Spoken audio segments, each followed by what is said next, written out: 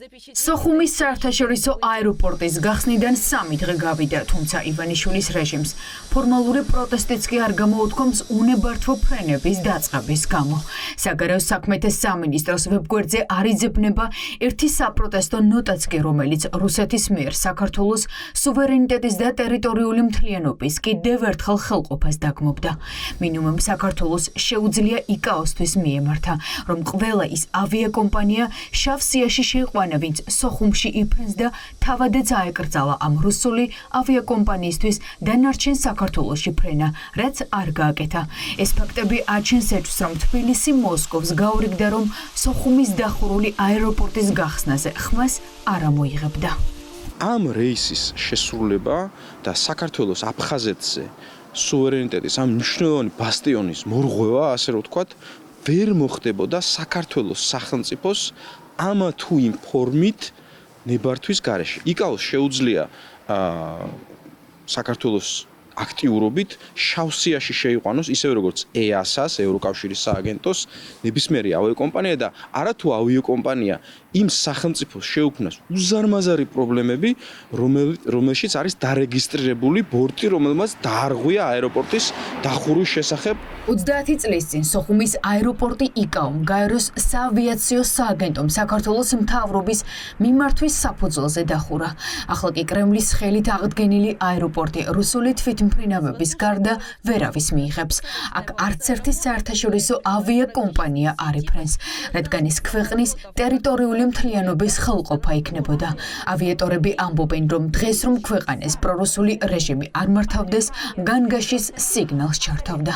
როგორც ჩვენ ნახეთ, ორივე ეს მიმართულება მიდის ვნუკოვოს აეროპორტში. ანუ ეს არის საერთო დარბაზი იქნება, საერთო გეიტი იქნება და ერთ სქემაზე, ტაბლოზე აისახება თბილისი, მოსკოვი, სოხუმი, მოსკოვი. საქართველოს ცა უნდა იყოს დახურული, სადაც ჩვენ მსოფლიო, რა თქმა უნდა, დაგვიდგება და გვიდგას გვერდში. მაგრამ ვინაიდან ჩვენ კაპიტულიანტური მდგომარეობაში ვართ, საქართველოს მთავრობა, აქედან გამომდინარე, ვერაფერს ვერ ეტყვის საქართველოს მთავრობა რუსეთს. ამის შნოც არა აქვს. ირკვევა, რომ სოხუმის აეროპორტს საქართველოს აეროპორტის საერთაშორისო კოდი აქვს მინიჭებული, რაც სამოქალაქო ავიაციის საერთაშორისო ორგანიზაციის და ჩიკაგოს კონვენციის დარღვევა, რადგან სოხუმის აეროპორტს ამ ორგანიზაციის მიერ შესაბამისი კოდი აღარ გააჩნია. შესაბამისად ჩნდება კითხვა, როგორ სარგებლობს სოხუმის აეროპორტი იკაოს კოდებით და ვისგან მიიღო ამის ნებართვა. მაშინ, როდესაც სოხუმის აეროპორტის კოდი იკაოს მხრიდან არის 2006 წლიდან გაუქმებული და მაშინ, როდესაც ჩიკაგოს და იკაოს პრინციპებიდან გამომდინარე იგრძალება განსხვავებული ქმედება და პირდაპირ სუვერენიტეტის დარღვევას ნიშნავს ეს ყველაფერი, ივანიშვილის საგარეო უწყების დუმილი ამ საკითხზე, ისევე როგორც არ მიმართვა იკაოსთვის სუვერენიტეტის დარღვევის მორიგ ფაქტთან დაკავშირებით, არის მაჩვენებელი საქართველოს სუვერენიტეტ ტერიტორიული მთლიანობის ინტერესის ღალატის და პირდაპირ რუსეთის ინტერესების მოქმედების. აფხაზეთის საოკუპაციო რეჟიმმა სოხუმის აეროპორტი 7 თებერვალს გახსნა და პირველი სატესტო ფრენაც მოსკოვის მიმართულებით განახორციელა. პირველი ფრენა ავიაკომპანია UAVTAEROM განახორციელა, თუმცა ირკვევა, რომ რუსეთსა და აფხაზეთს შორის ფრენების შესრულებით უკვე დაინტერესდა რამდენიმე რუსული ავიაკომპანია.